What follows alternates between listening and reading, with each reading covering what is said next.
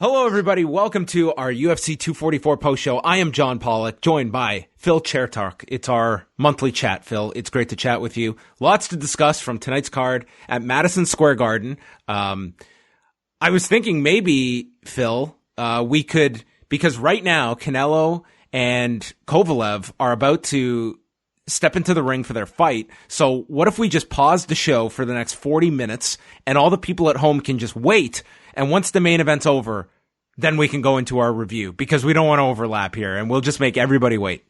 Well, I think that's a great idea. So what I'm going to do is I'm going to just lie down on my couch.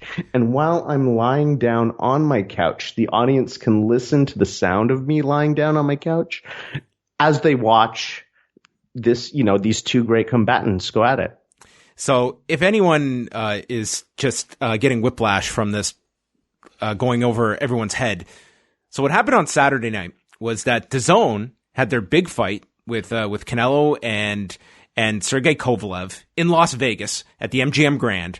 And ahead of time, they had announced that the main event was not going to start until Nate Diaz and Jorge Masvidal finished their fight in Madison Square Garden. And this was met, I think, with some positivity, because you do have quite a cross-section of fans that probably wanted to see both fights, some, significant fights happening on the same night. However, if you had decided to, whether it be, well, for mainly the people that tuned in or went live to the MGM Grand Garden Arena, this thing was obviously not timed out very well, because by the time it was just after midnight, they were ready for the main event of the boxing card. But at this point, we weren't even at the main event in New York City. So what they did at MGM Grand was they piped in the fight between Diaz and Masvidal. They bought the pay-per-view in Las Vegas, and they aired the fight, and all the people, including Saul Canelo Alvarez, who has a $365 million contract, had to just sit on a couch and wait for this fight across the country to end, and they are just now on their way to the ring at 1:15 in the morning. Unbelievable. I can't believe this. It's perplexing. Well, I guess it's not that perplexing if you follow boxing and you just sort of observe how the broadcasting generally is really poor. ESPN does a good job of it when they cover it and they have their own events. But the old school boxing people, oh my gosh, it's so awful. And the UFC production is so much better. And like, we were sort of mentioning this off air. The UFC, where there was so many great early knockouts tonight, so there was a lot of airtime to fill. So the UFC was prepared with packages and commentary, insightful commentary about not just the main event, but other fights on the card. Here, I mean, people are left, what are they doing? I mean, yeah, I guess the fans are entertained, but what about the people at home who don't care for Nate Diaz versus Jorge Masvidal? What are you telling those people? It's I mean, look at this. This is from Kevin Iole of Yahoo Sports, who I guess is in Vegas for this card, covering it. And he's covering the boxing fight. Yes. Okay. He said here, people paid more than $400 face value for the cheapest seats, and they had to sit around watching an MMA event and wait more than 90 minutes for the fight they came to see. Unbelievably absurd. And I can understand that you're trying to appease fans that want to watch both of these, but there is a line that, your customer base at the MGM Grand, I think that's just what percentage of this audience at the MGM Grand spent all this money and they're just sitting around and watching this? It just seemed like it was very poor planning to not have a proper estimate of, tonight's card. It featured that main card started, we had a first round stoppage, and then we had a bunch of decisions, and then a main event that did not even go 5 rounds. This was not an absurdly long card. The UFC show was not delayed, and yet they really missed the mark on just timing this to, I can understand, a 20 to 30 minute delay. You're used to that for big boxing fights at times, but man, 90 minutes, as Kevin Iole is stating here, just seems to be like a turnoff if you had bought a ticket there and did not have an interest in watching this MMA fight in another time zone from the other side of the country. Yeah, it was clearly aimed at the television, the subscriber audience, not at all at I guess they the figured, live like, audience. I'm sure, like, tonight's UFC card did very, very well, and I'm sure that they felt that if we start this fight, we are potentially leaving customers or money on the table of ones that want to finish this fight and then sign up for DAZN and watch this next card. But I have to wonder what the number would have been that was. Look, I mean, DAZN is crazy, if you ask me. They put $350 million into Canelo here. 365. Okay, so they're putting Canelo effectively up against the UFC brand here. Because it's not just Nate and Jorge and all the great fights. It's the whole legacy that they've built to this event. And like, it's sort of not fair to the guy. And it's like he's stepping, like, people aren't even talking about this fight.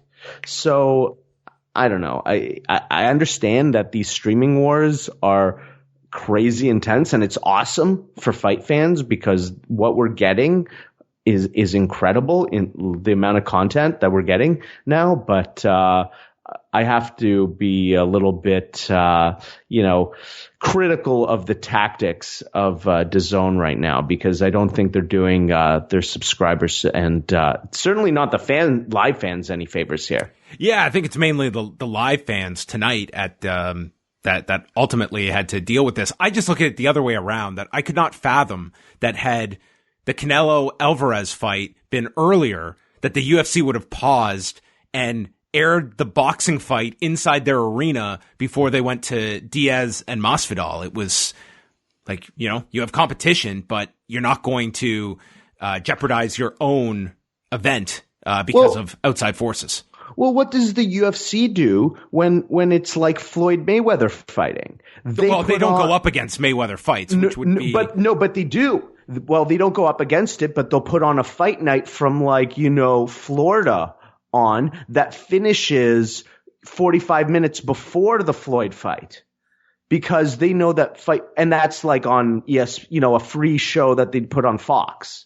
I'm trying to remember, like the last fight was the Mayweather Andre Berto fight, and I don't think the UFC ran a show that night. They definitely didn't run against Mayweather and Pacquiao, but no. You're probably right. There probably were Mayweather fights. I don't mean that they're necessarily competing. I feel like they're piggybacking off of the fight audience that's watching that night, and they rather have and they think that the fight audience is going to watch UFC as an undercard versus boxing as an undercard. So they put on one of those fight nights where maybe Mike Perry's the main event. I'd have to go back, and it's I when I say Floyd Mayweather, I'm not I just meant that as an example. I just mean that I know that there's big boxing events that have happened where the UFC has put on sort of these like smaller tier events, and they lead into the boxing because they want to capture that audience.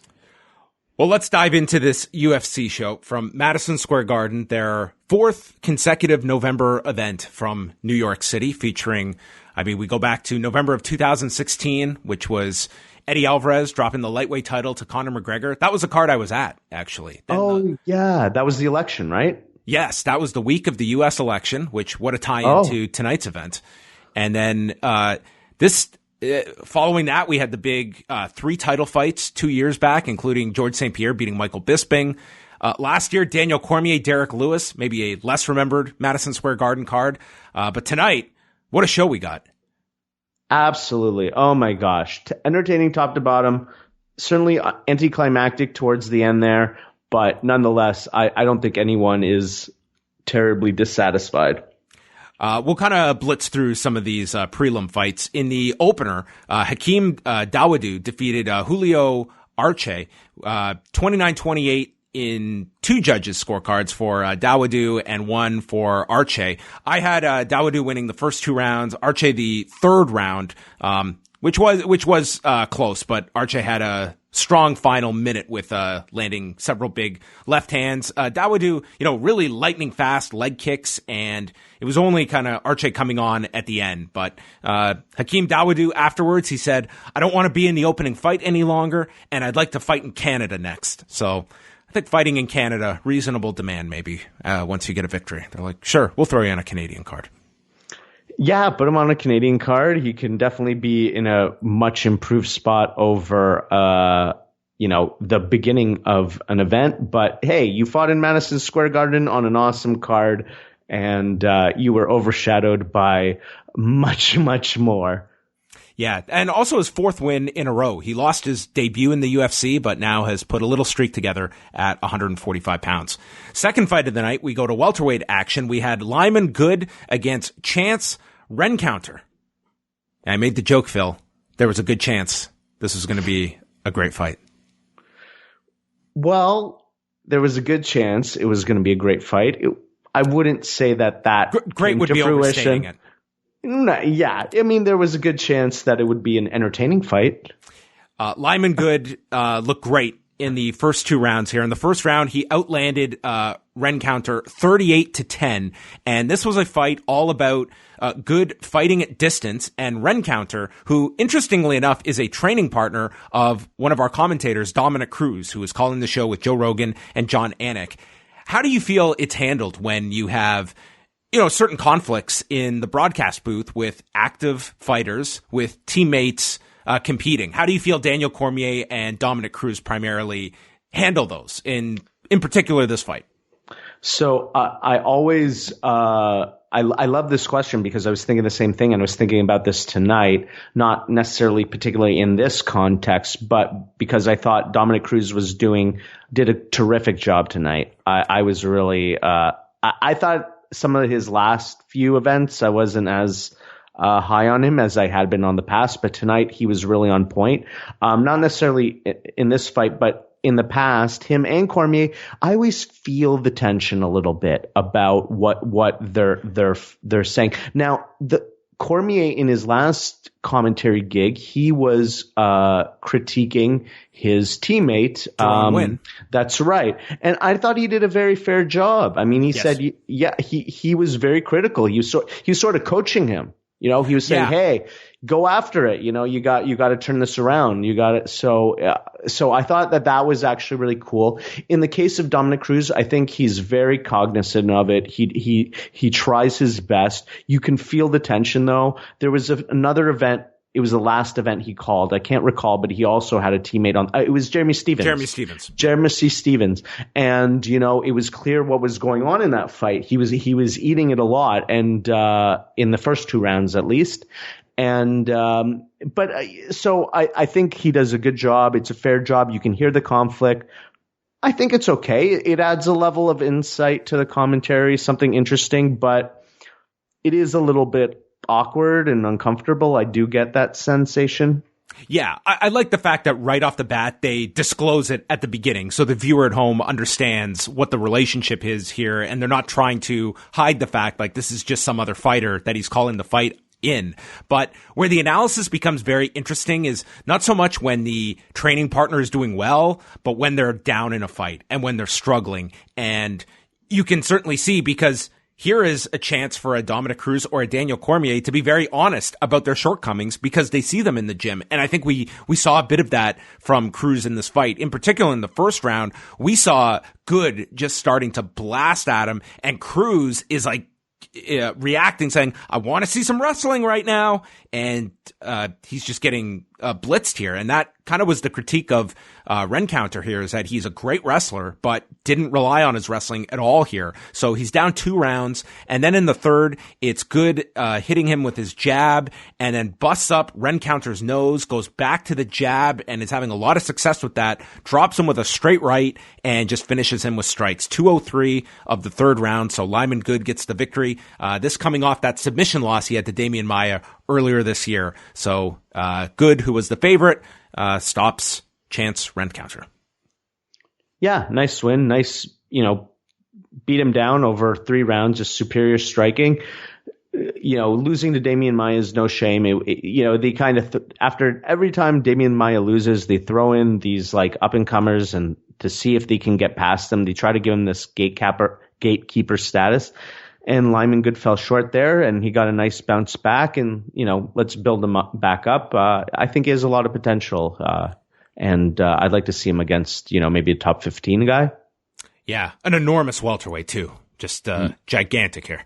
Yeah, or what's he ranked right now, actually? Maybe, or is he? He's not ranked, is he? Lyman good? I don't. Yeah, I doubt it, because that division's stacked, right? So, we then had our final Fight Pass fight of the evening, which was a women's flyweight fight. I should say catchweight fight, because Jennifer Maia, for the second fight in a row, missed weight. She came in 127.2 pounds after missing weight against Roxanne Modafferi back in July. And they stated that she is going to work with her nutritionist for her next fight, not indicating that she's going to move up in weight.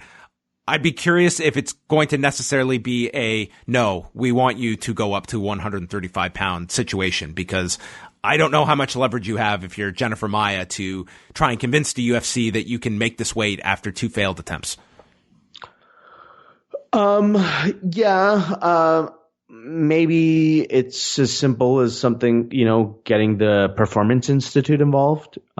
So I don't know. I don't know really what the protocol is. I mean, last time she missed it by 3 pounds. So I guess this is an improvement. And she only missed by 1.2 pounds this time. So next time, she could be right on the mark to hit 126. So we'll see. Well, I don't know. I mean, it's a division with fewer contenders. So I feel like it makes more sense to try to get her to fit in at 125. Katlyn Chookagian, on the other hand, she has looked really great at 125 pounds. She's won 4 of her last 5 fights and is coming off a unanimous decision victory over Joanne Calderwood back at UFC 238. And Chookagian, she had a 4-inch reach advantage here and kind of just worked circling on the outside and landing as she would see fit. And it was Jennifer Maia who really couldn't put together like any kind of combinations. It was just land a shot and then really couldn't build upon it. Into the third round, Maia had her best round here. She was able to tag Chookagian with a right hand. And from there, Chookagian went for the leg, tried to chase her down, and Maia got a takedown into half guard with about a minute left. I scored this one 29-28. Did you see it any differently, Phil?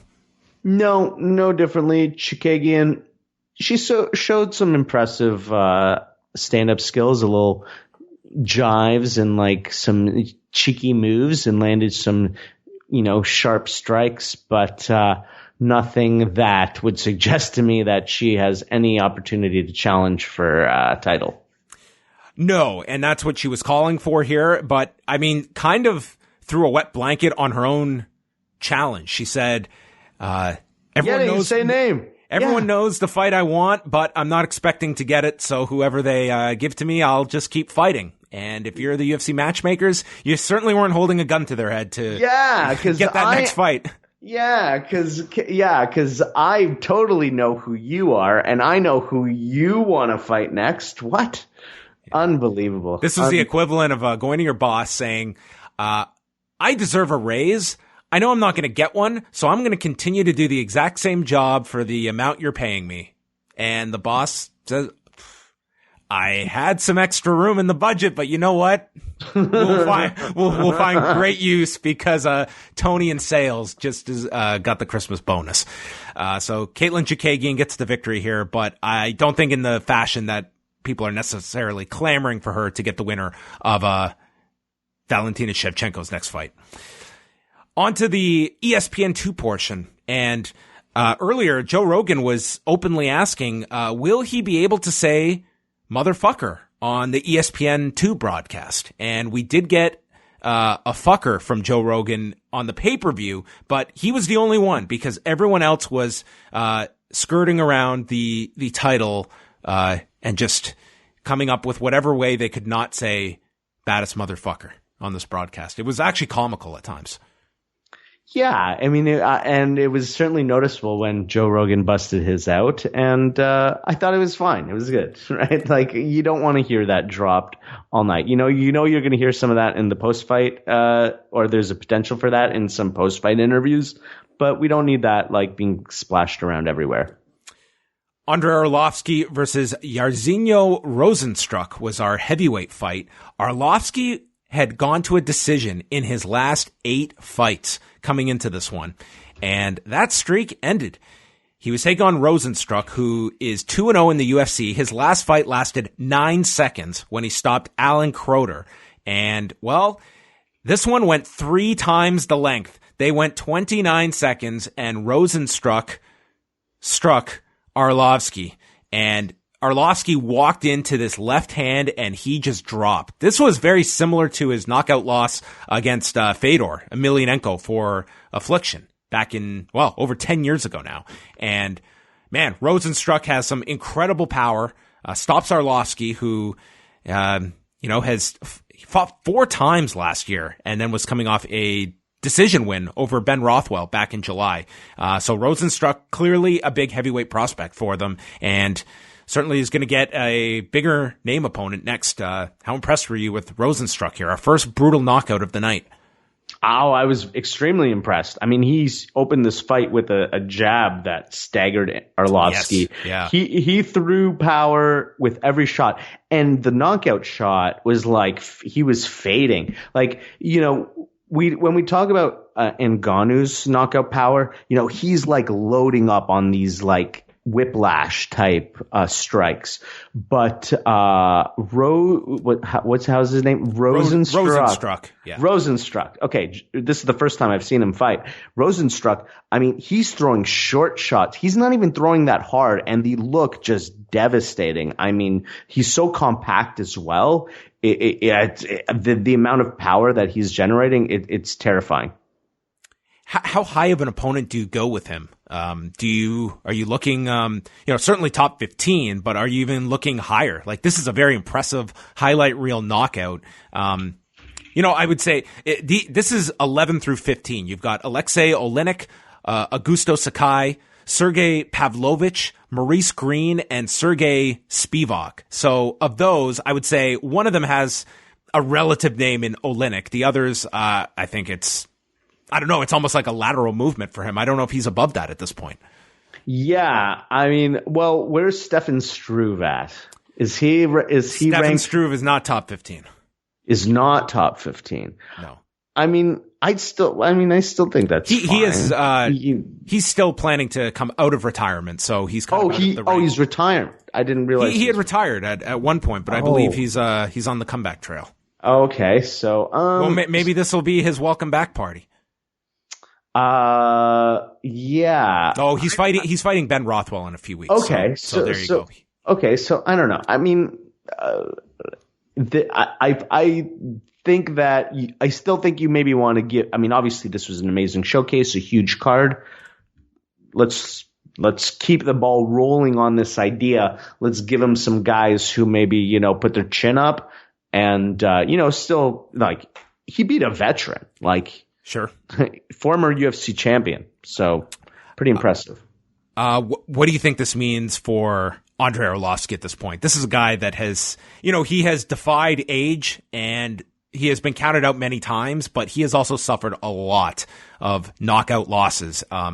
Is this a critical one for him in terms of his tenure with the UFC? And I mean, do you think that, because I feel Andrei Arlovski is going to continue fighting until he has no more options. That just seems to be the kind of fighter he is. But do you have any prognosis on what's next for him? That could be the case. I mean, he's still being offered fights in the UFC. He's still with a top team and a top coach. He's been going the distance with all these guys. Yeah. It's not like he's being blown out in these fights either. So I feel he gets one more, but it's just a totality, especially like that run of knockouts that this guy was having, almost 8 years ago at this point. You just wonder what the cumulative damage has been to this guy and just, how many are left for him to take.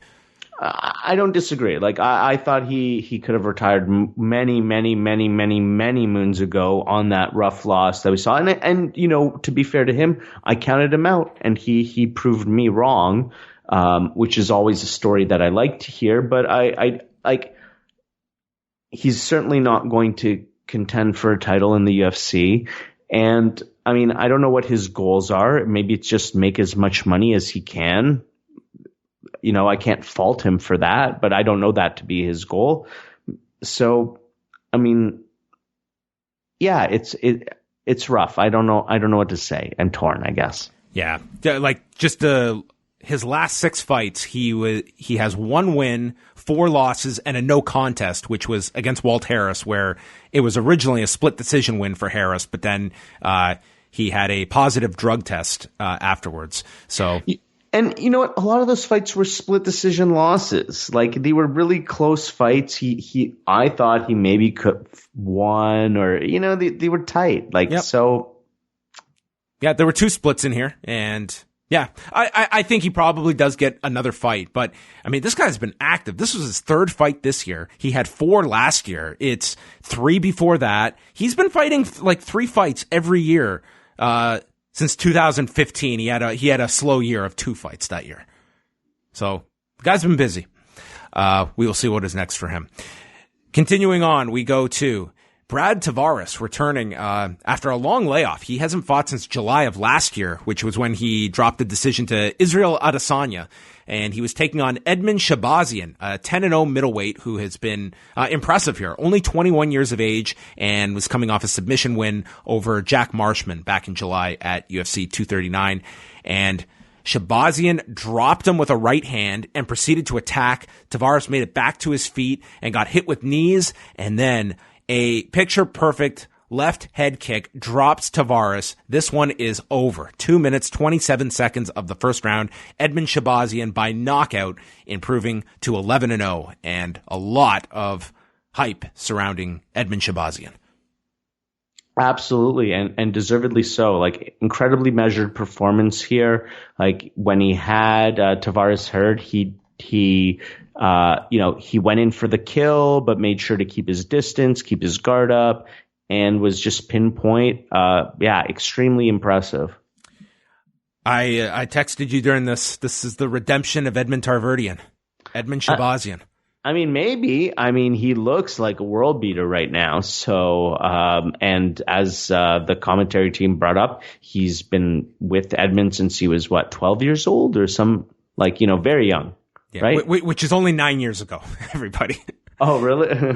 he's 21 right now. Did I get that? Did I get that right? 12 years old? Okay. I hope I got it right. I mean, it was a young age. I'm sure you're in the ballpark. So yeah, very impressed with how composed he was after getting the initial knockdown and not getting overly excited. He was very measured. And I mean, Brad Tavares has been stopped twice before in his career. This is quite the accomplishment for Edmen Shahbazyan to defeat someone the level of Brad Tavares, who is an extremely tough out at 185 pounds. So this was an interesting fight of guys that are on the rise, and Edmen Shahbazyan in that top list, I think, coming out of this show.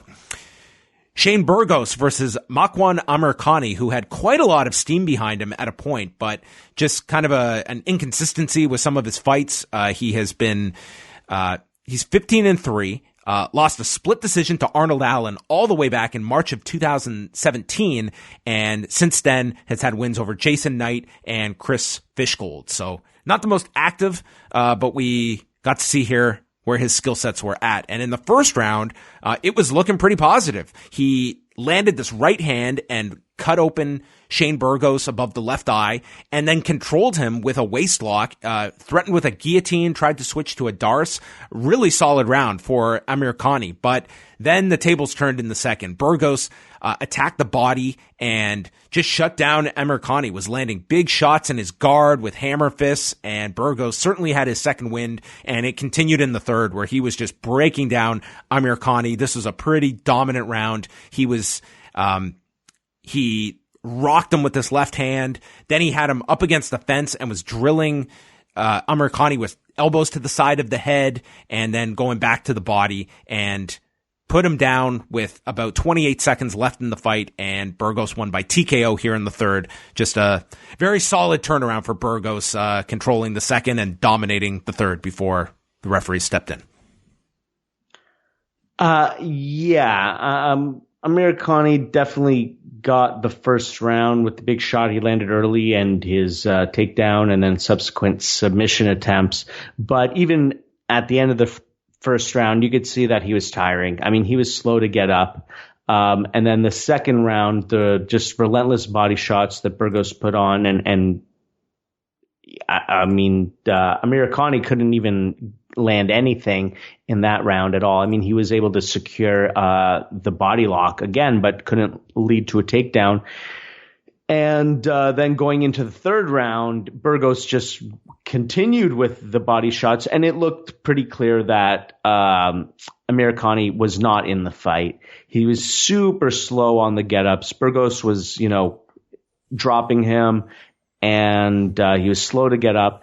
And I thought with about like 3 minutes to go in the third, maybe even more, that this fight was over and it needed to be stopped. And I was hoping that the corner was going to throw it in, because it just looked like he was going to get hit to the body until his hands dropped and he was just going to get blasted up top. And, that's pretty much what happened. And yeah, I mean, fortunately, it wasn't that bad. Like, it could have been way worse, but, yeah, this was going to be a 10-8 round had it gone 28 seconds longer. It was a dominant end for Shane Burgos here.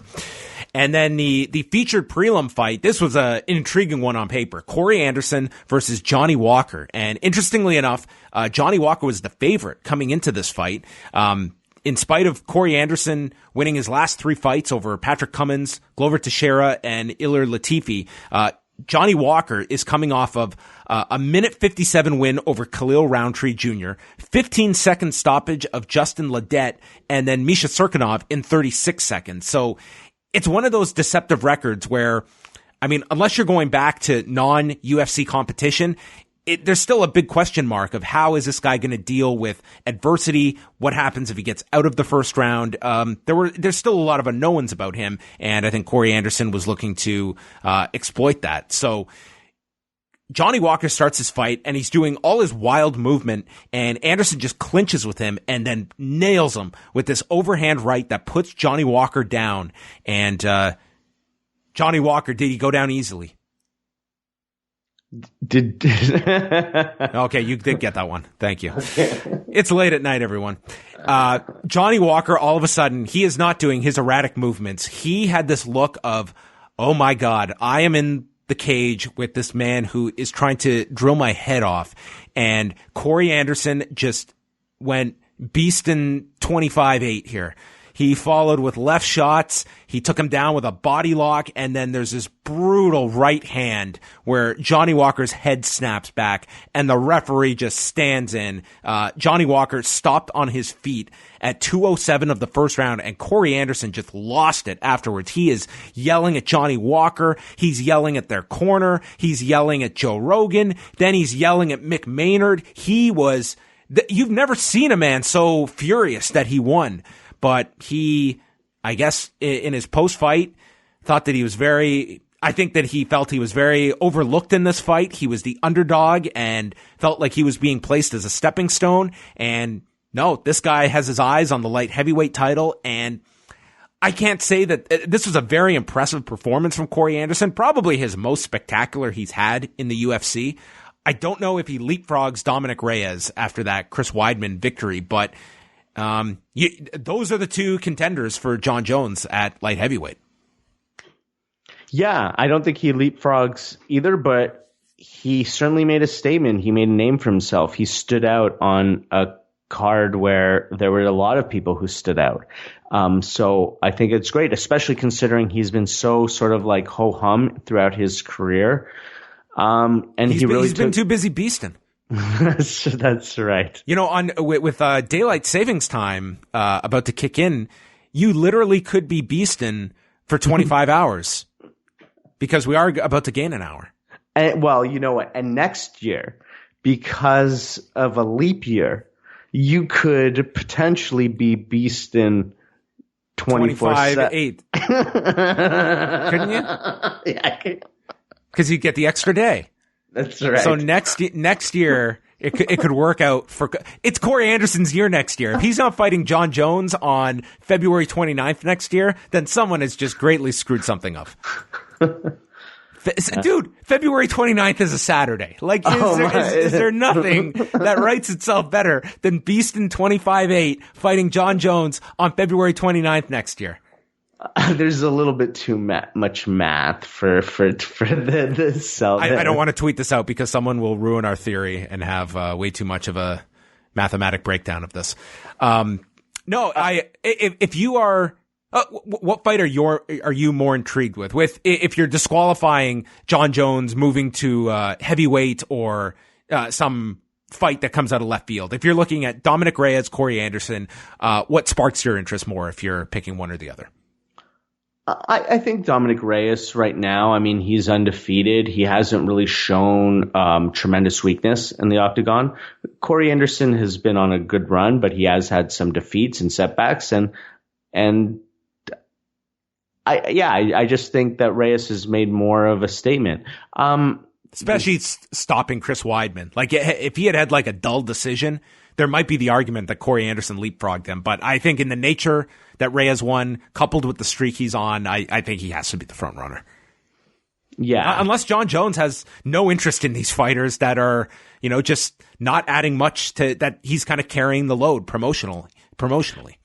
I guess that's fine. I mean, if you can sit out and not get paid, like those are paychecks. I mean, look, at this point, if you're John Jones and you want to get paid, then maybe your approach needs to be, okay, UFC, then pay me regardless. I don't care if you put me up against Brock Lesnar or Corey Anderson. You pay me $1 million or 10 million or whatever is the number that will make sure I'm happy. Yeah. If the roles were reversed in this fight, I could certainly have seen Johnny Walker. If he had stopped Corey Anderson in the first round, I really could have seen this guy. They just go with Johnny Walker. Yeah, I think so as well. And Johnny Walker, hopefully he can learn a lesson from this because, he comes in this, he's smooth and relaxed. He's juking and jiving, but you got to get off, right? He didn't get off at all. And then he eats this shot from Corey Anderson and he kind of smiles at it like it didn't hurt him. But like Corey Anderson isn't thinking about, look, I don't care if you react. I threw a shot and it landed. So guess what? Here comes a 3-punch combo to follow. So he just, you got to be mentally in it a little bit more. I think the experience maybe hopefully will help him. And, we can reset the quick roll on him. He still has a lot of potential. He moves really well. He's huge. And even when he got rocked, he was able to get up and, kind of survive for a bit. But Corey Anderson, really did a good job of making sure he got the finish. On to the pay-per-view we go. And this is when Donald Trump arrived at Madison Square Garden and didn't show up for the early prelims. This guy was a late arriver and was flanked by Secret Service agents and I guess took in the whole card. They only showed him once on camera during the broadcast. It was not as though they were frequently cutting away to Donald Trump. It was one on camera and that was it. Yeah. They didn't make a big deal out of it other than the one acknowledgement. Yeah. Well, I think that they realized, they're entertainment. They're not there to be political. They celebrated the concept that this was the first time that any president had been at a UFC event, and that was it. People pay for fights, not for politics. And so I think that was actually a good move. I mean, we did have a shout out from Derrick Lewis. That's right. But I think it was a good call. I mean, you could see the Secret Service threw out plenty of shots throughout the night. So it was noticeable for sure. But it was interesting too. Like I predicted that he might, like he would sit cage side. Like they wouldn't show him, like in like some VIP booth, he'd be right there because it's sort of his persona. Yeah. It was interesting that here you had this main card and you were going to have 5 winners with a live microphone on a pay-per-view broadcast that could have addressed the president of the United States, a very polarizing figure. And I wasn't expecting it to happen on this show, but it is kind of interesting when you look at a sporting event where you have the dynamic of these athletes being interviewed live. And if you had someone that was maybe more politically outspoken, like what a platform you were presented with. And that would have been a major story coming out of this, because there were press assigned to cover this strictly because the president was attending this. Absolutely. So, I thought about a whole bunch of things sort of relating to this. First of all, there was talk is Cole, it would be great for the UFC to put Colby beside the president or something of that nature. But let's first, they're already taking a massive security risk bringing the president to this event. Yes, he does these arena tours, but those are, they're controlling those. And then, think about a situation like Khabib Nurmagomedov, right? What would happen if a fighter jumped over the cage and leaped into the crowd? Right. So already there's a risk. So I think they made sure to control that. And then, I guess it could have been a little bit dicey if somebody said anything. I wonder if there was even more explicit instructions, because nobody jumped on the cage. Yeah, you're right. It would not surprise me. I don't know it for a fact, but yeah, the idea of a Jose Aldo celebration, you could only imagine what the scene would have been like if some fighter just got overly excited and jumped the cage or something and ran into the crowd. Yeah, it'd be really interesting to know what the parameters were with Trump being there, of certain restrictions that maybe the fighters were informed of by the commission or by the UFC itself.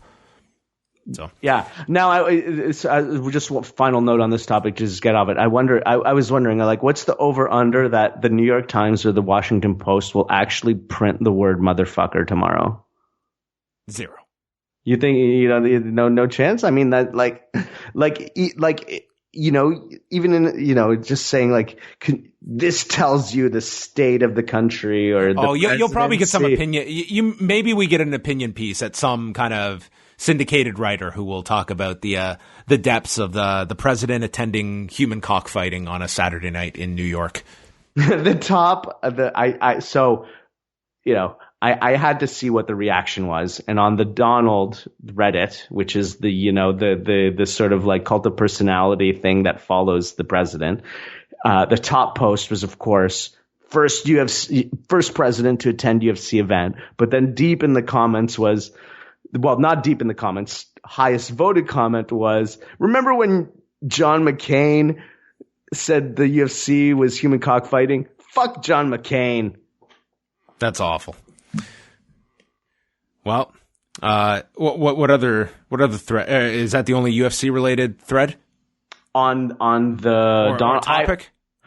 I'm not. I don't dive into that world. I try to save myself from those. You're a lurker. I just from time to time I peek in to see what these people are what's conjuring in their minds, right? I have to keep up with what's going on.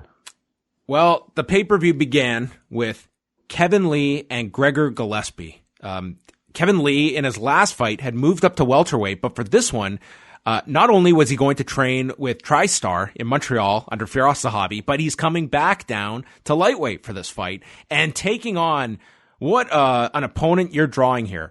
Undefeated Gregor Gillespie, who, for those unfamiliar, an NCAA Division I champion, and 13-0 as a MMA fighter, 6-0 in the UFC. His last 5 fights have been stoppages, including Yancy Medeiros this past January. So this was, and Gregor Gillespie, to show you the respect he got from odds makers, was the favorite over Kevin Lee in this fight. But they start out and both are going at one another with jabs, and it's Gillespie that's starting to find a home for his right hand, and he cuts Kevin Lee under the left eye. But then as Kevin Lee is setting him up near the fence, he connects with a left head kick and just flatlines Gregor Gillespie. He goes completely out and takes one more hammer fist. This was among the more violent KOs you are going to see. 2:47 of the first round. I didn't think anything would touch Jorge Masvidal and Ben Askren this year, but this was damn close. This was just an unbelievable knockout. Frightening to watch in real time.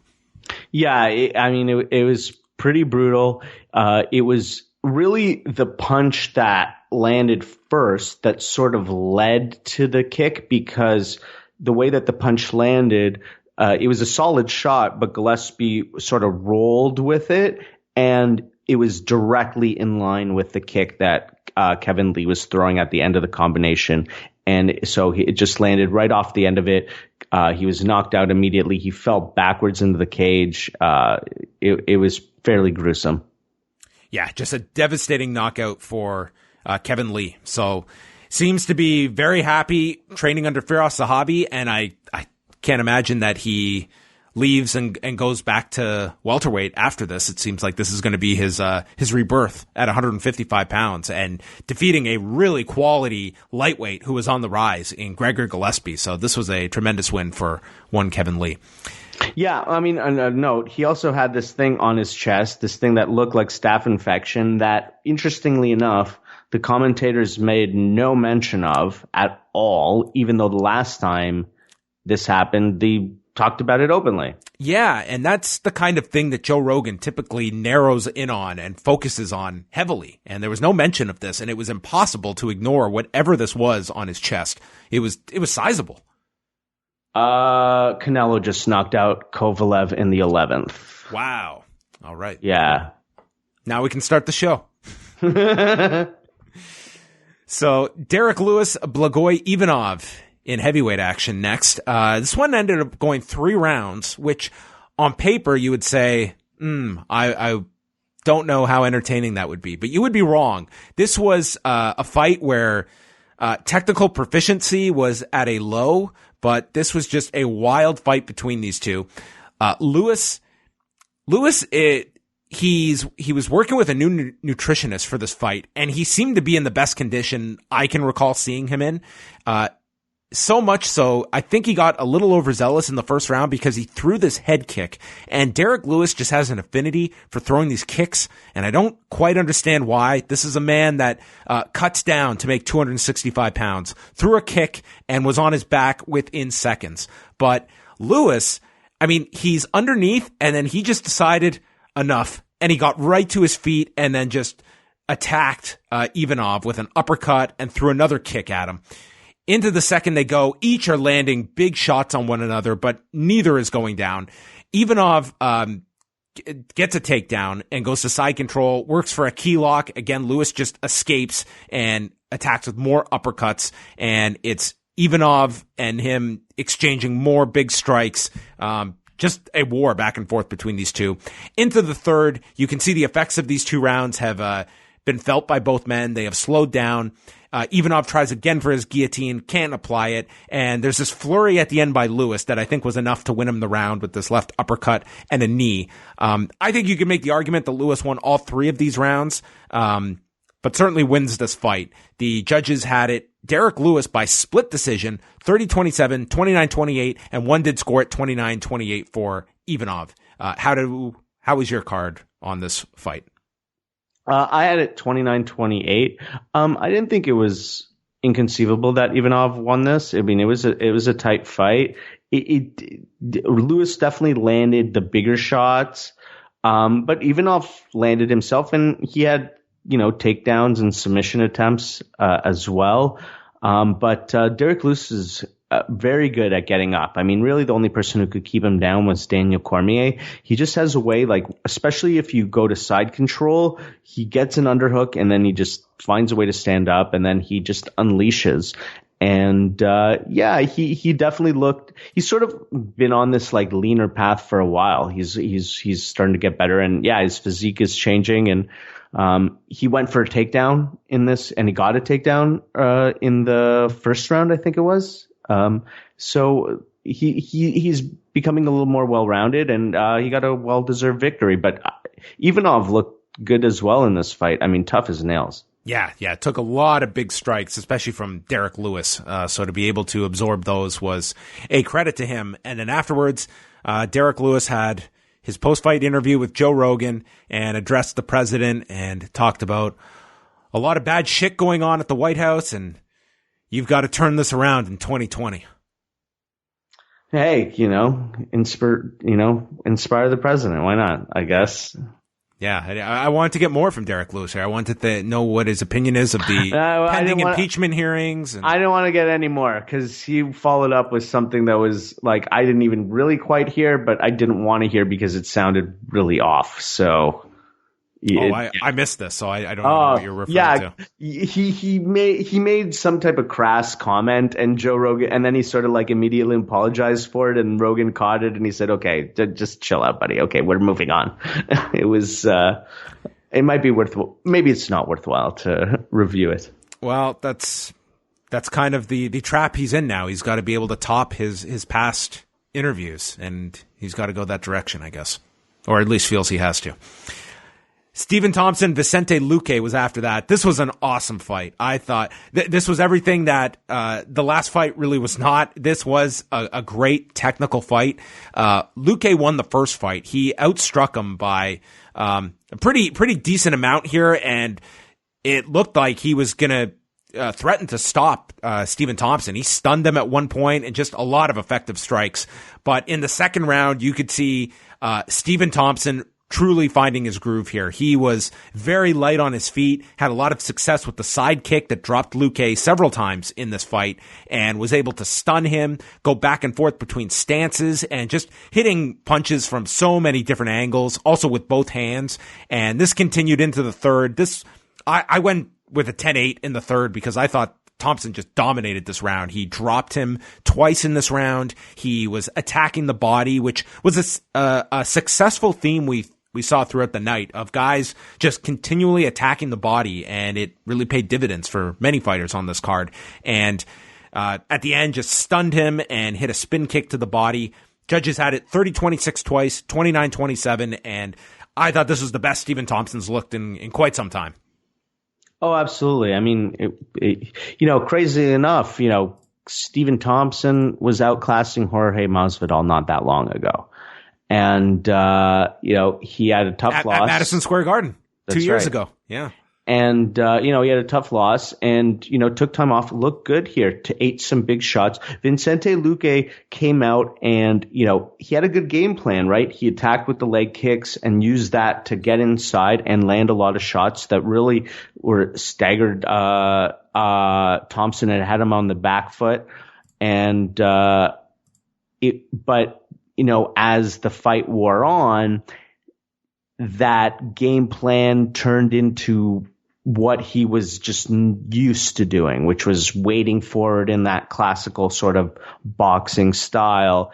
And that it became tailor-made for Thompson, and he adjusted well and just picked him apart at distance. I mean, the amount of straight lefts that he landed right up the middle it was brutal. He dropped him in the second as well. I think it was kind of a masterclass in the technique of Stephen Thompson. Yeah, I mean, he was he looked great here, and Vicente Luque has a very, I think, overlooked record. He coming into this fight, he had won his last 6 and was 10-2 in the UFC. So a quality win for Stephen Thompson, and a necessary one for him after those losses to Darren Till and Anthony Pettis. Second from the top was Kelvin Gastelum and Darren Till, moving up to middleweight. And first of all, just from a visual perspective, stunning that Darren Till was fighting at 170 pounds. He dwarfed Kelvin Gastelum, another guy who struggled greatly to make 170 once upon a time. But man, I couldn't fathom Darren Till fighting at 170 pounds here. Yeah, it's crazy. And even at 185, it looks like he could fill out a little more. He'd probably be a small light heavyweight, but not grossly oversized. He is a big dude, and dude's 6 feet and 74.5-inch reach. Not inconceivable numbers for your biggest middleweights. Yeah. I mean, and you could tell in this fight, right? He had. Even though at points in the sort of the clinch game, he didn't have the best technique, but he could lean on his size to turn and to lean on Gastelum as well. He's a big boy, that's for sure. So, Till is attacking him with leg kicks. landed a couple of combinations here, but it seemed both were extremely tentative at times, but it was Till certainly much more aggressive, and Gastelum just seemed to have no answer for Darren Till and dealing with him. In the second, Gastelum landed this elbow off the break, and then there was an eye poke to Till, so he had a brief timeout there, and they showed the replay. This was a nasty eye poke, but Till just gutted through and continued, and he was winning the exchanges. Very, very little action here. Into the third, Gastelum stunned him with a left hand and then got a pair of takedowns near the end, but Till popped right back up. Darren Till wins this fight by split decision. We had 30-27 for Till, 30-27 for Gastelum, and 29-28 as sanity prevailed, as did Darren Till, winning this by split decision. I don't care who you are. I don't think there's another human being on this earth who scored this fight 30-27 than this one judge for Kelvin Gastelum.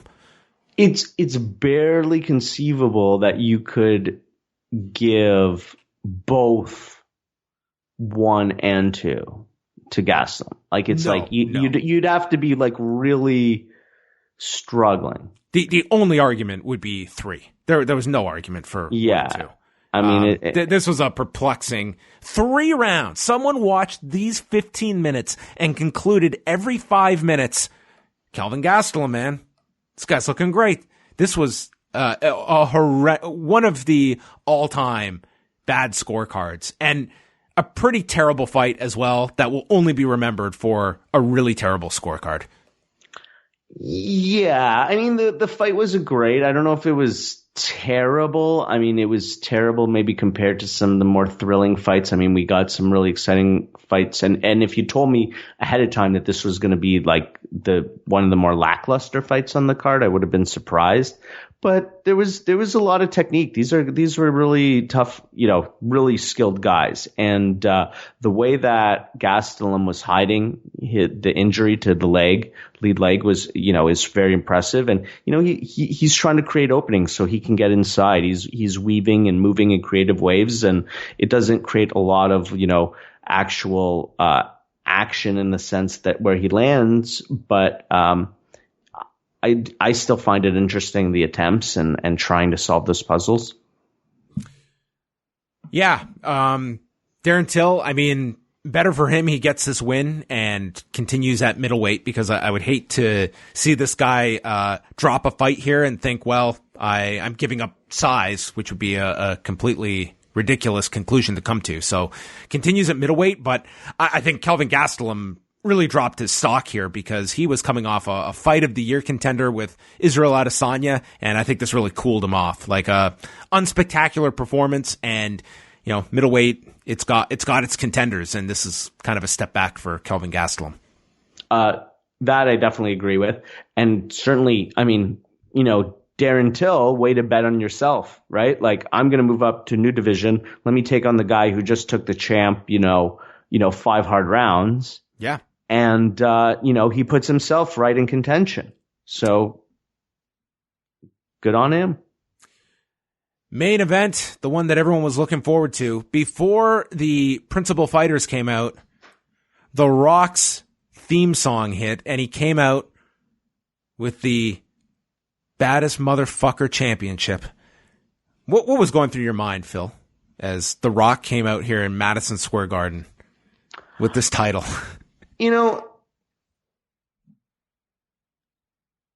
I was just having fun. It was fun. I was having a good time. That's it. It was cheesy, but I was embracing the cheese, What do you think? What do you think about his announcement about doing the biopic on Mark Kerr? I think it's great. I think I love, the only way it would have to be a dramatic role. It's a dark story. Like there's no real, any action, MMA action would be early or midway through the story, right? Because the guy's life, takes a dark turn. And that would have to be part of it. So I think from that perspective, it's interesting because that's something that The Rock has not really shown. I can't think of any true dramatic roles that he's had. Maybe I'm sure somebody could correct me. I'm not up on that well. So the Tooth Fairy. Yeah.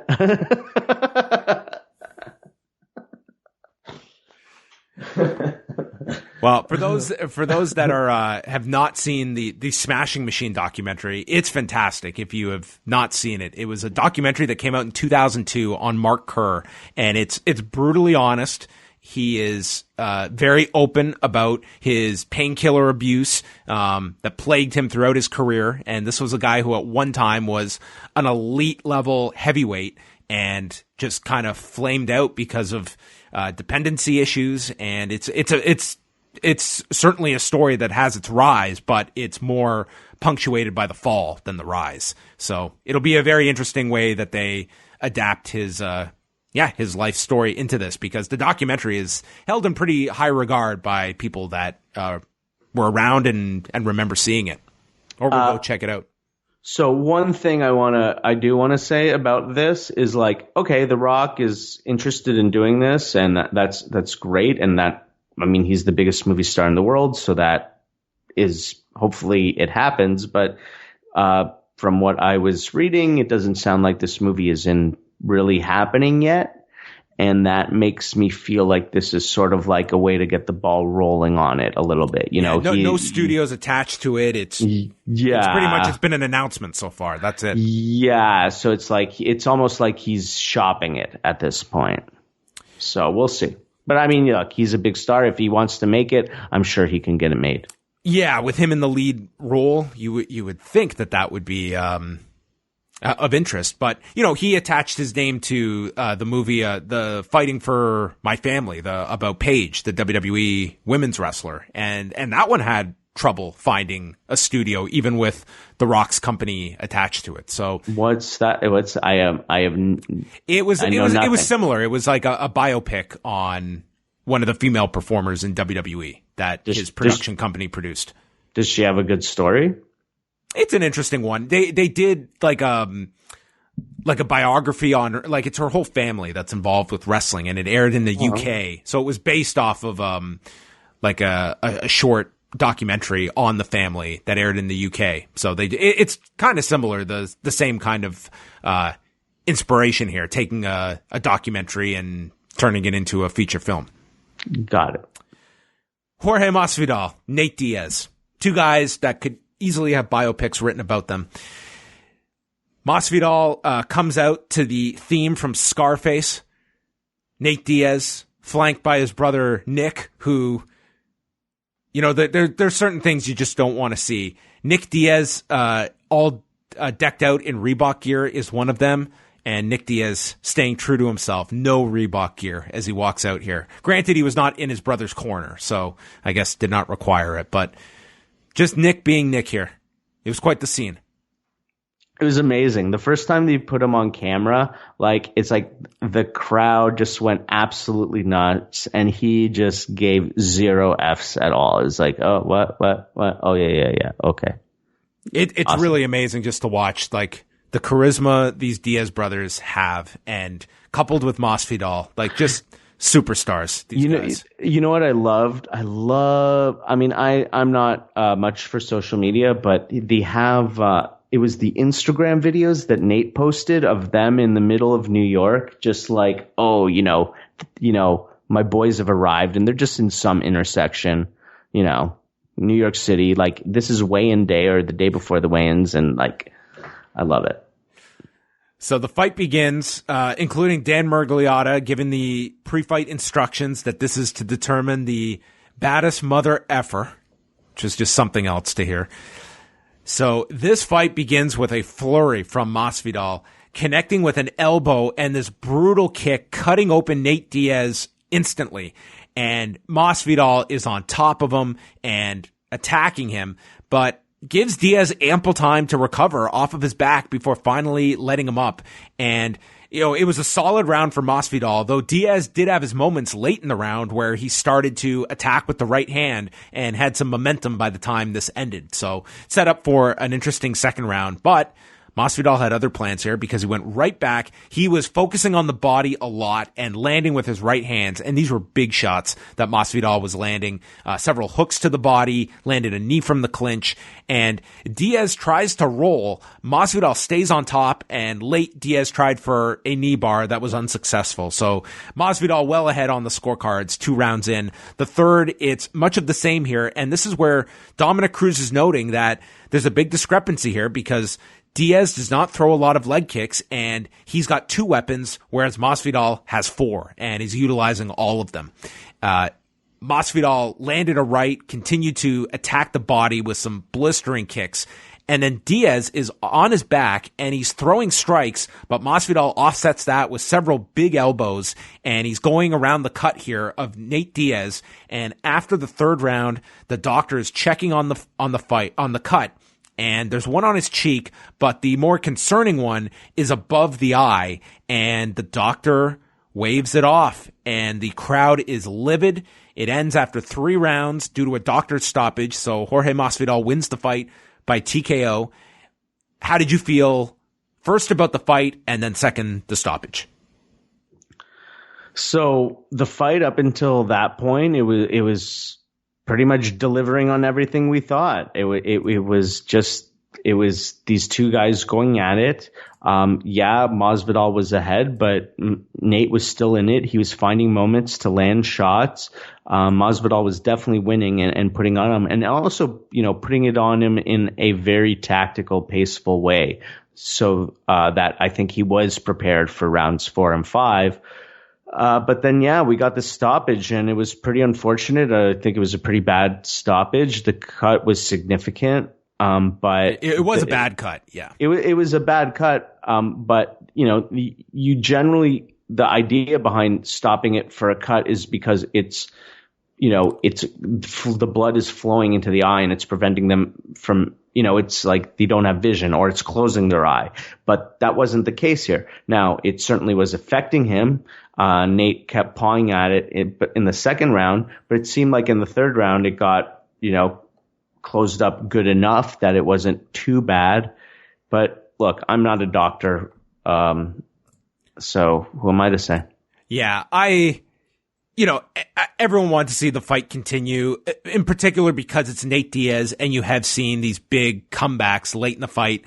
That said, this was a dominant fight by Jorge Masvidal up to this point. Like, he was well ahead on the scorecards. I didn't feel robbed that this fight was ended. Like, I felt that Jorge Masvidal had won this fight, but yeah, you are left with the what if question at the end of this. But it was a pretty bad cut, but it also did not appear to be a cut that was going to be affecting the vision of Diaz, though, you could see the swelling beginning, and it's probably going to look horrendous tomorrow.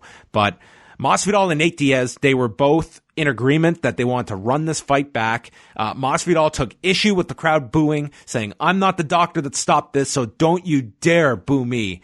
And I will say, for all that was built up about The Rock crowning the winner here and presenting the belt, it was a pretty nothing ceremony here. He just, handed the belt, and then he was out of there. It was pretty nondescript, and that's how it ended. And I don't know how much you stuck around after the in-cage portion, because then Anik, Cruz, and Rogan do their little sign-off at the end, reflecting on the night, and Rogan's asking about, like, what happens with this BMF title, and Anik's like, you don't have to worry so much about this BMF title. He's like, no, are we going to have these titles in every division? Is it going to be defended? Like, what's going on here? And it's like, people compare us to pro wrestling. Now we've got The Rock handing out UFC titles. Cain Velasquez is off doing pro wrestling. What's going on here? And it just seemed like Cruz and Rogan were just perplexed at what is going on. That seemed to be their question to end the show. It was quite something. Well, I mean, the ending was dizzying. We were hoping for so much, and we didn't quite get it. And now, I think the general consensus was, this was just a fun event. This was like 2 great fighters getting together. The BMF title was just a silly thing, but it was just fun. And now, because the ending is not 100% conclusive, and they want to run it back, it's like, okay, well, if you're going to run it back and let's say Nate wins, are you going to mail him the BMF title? Like, what are you going to do then? Like, is it going to be like how Paulo Filho sent Chael the title back in the day? Well, at the end of all of this, Jorge Masvidal leaves with the championship, and then he left with a belt. Yeah, he left. Is it a championship? It's not a championship. Well, it's I will say belt. what the significance of this main event was that when you have a fight that is big enough, you don't need to have a championship. And, there was not all that long ago, the idea of them headlining a pay-per-view with these two who are not the champion in their division was pretty far-fetched. And I hope that this gives the UFC some leniency that, you don't have to have a championship fight if you have the fight that people want to see. And people didn't give a shit that these two were fighting for this made-up title. They just wanted to see this fight. And I think that this opens the doors that, if you have that large attraction, it doesn't really matter. Like, yeah, so I think that's kind of the legacy of this. So what you're telling me is that Conor McGregor will not be the co-main event of his next fight?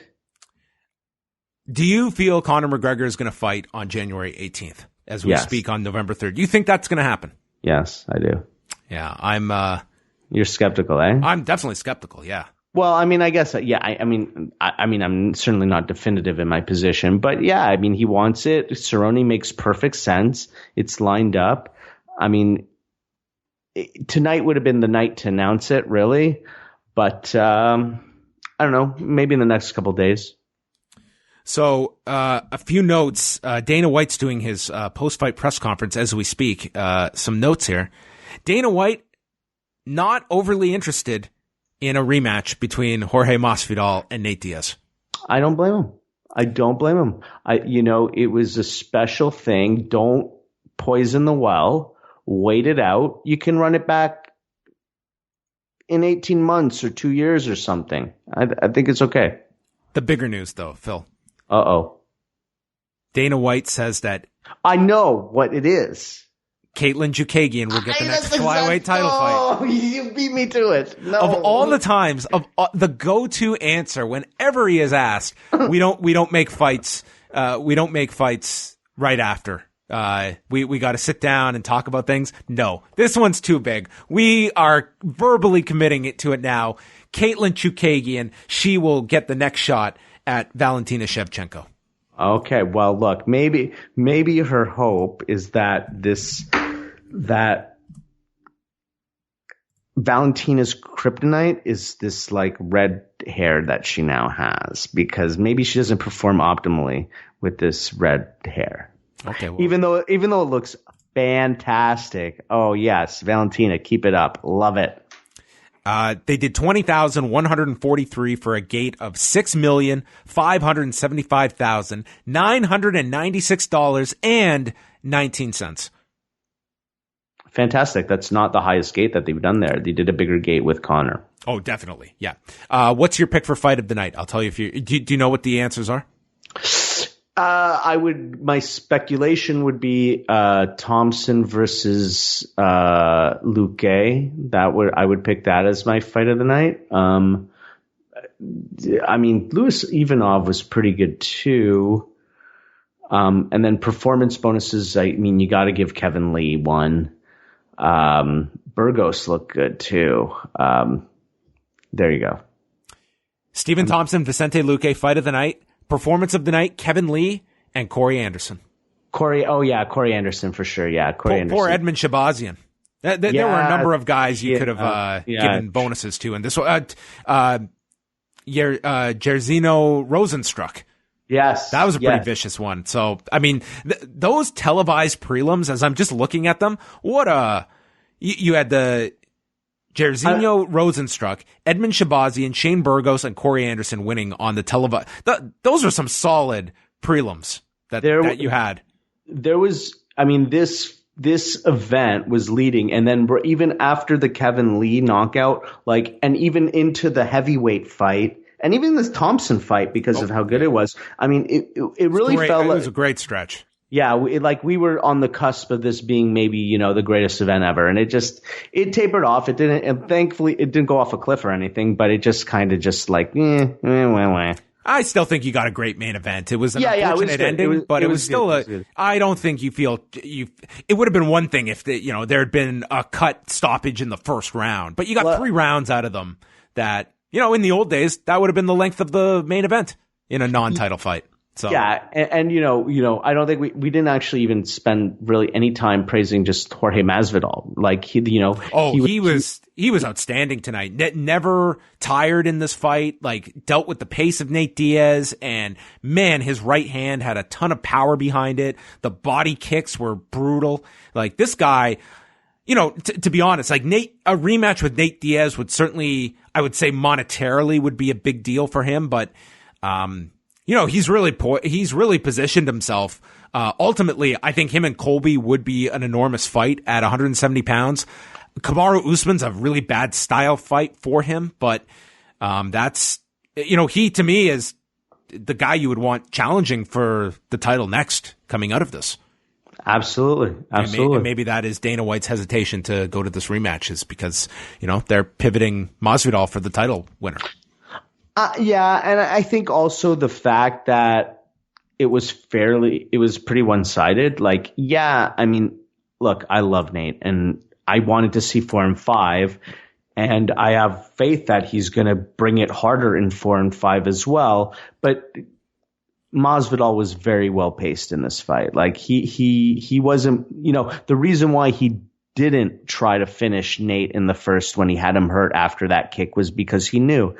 And he's having a good time in there, too. He's having fun. He's dancing a little bit. They're talking to each other. He's smiling. Maybe a little too much. He's eating some shots, and Nate was coming on stronger.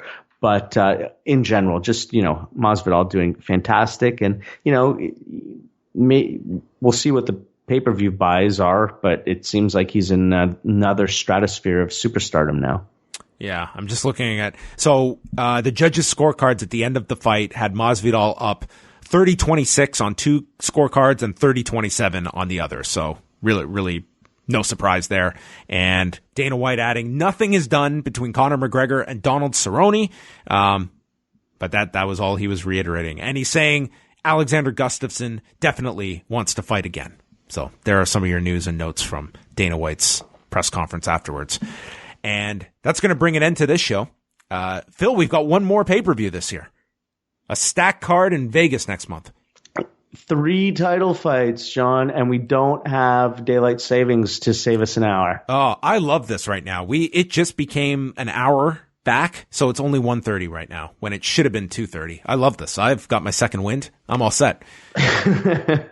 Phil's about to die, so we're gonna sign off now. But will you be joining me next month, Phil? You don't have any vacations coming up. You're gonna be here after 2:45. Actually, I'm not 100%. Let me see. Dear. One. Okay, wait. What is the date of that event? December 14th. Sorry. 1, 2. I think so. It makes sense. Yes. I believe I will be available that day. Yes. You can't miss this one. We have got Kamaru Usman, Colby Covington, Max Holloway, Alexander Volkanovski, Amanda Nunes, Jermaine Durandamy, Marlon Moraes versus Jose Aldo at bantamweight. Jose Aldo making bantamweight, which is I cannot comprehend. And Uriah Faber against Piotr Jan, Ben Saunders versus Matt Brown. Very solid card to end off the year. Absolutely. Very solid card. I mean, that Kamaru versus Colby fight should be great. I mean, Colby looked really awesome in his last fight, and Kamaru's looked so dominant in the UFC that it's really intriguing. This is a really, if Colby wins this fight, and that would set up a huge fight with Masvidal. So, pretty interesting stuff. I think either way, you could go with, obviously Masvidal Covington, I think is the big fight for next year. But yeah, we shall see. Very interesting card next month. So that is when we will be back. Of course, each week you can catch 5 questions with Phil Chertok up at postwrestling.com. What 5 questions will be coming Phil's way? We will find out this week. So stay tuned for that. Phil, thank you as always for joining me. Thank you. All right. That is it. Phil is off to bed. I am, I don't know what I'm going to do. I'll be all left alone here to, just contemplate the world of mixed martial arts by my lonesome. So thank you to all for listening. Wei and I are going to be back Sunday night. We're going to have a show for Cafe members with a review of New Japan's Power Struggle. Are you going to stay up and watch Power Struggle, Phil? It starts in 25 minutes. No, I'm not going to struggle whatsoever going to bed. Goodbye, everybody.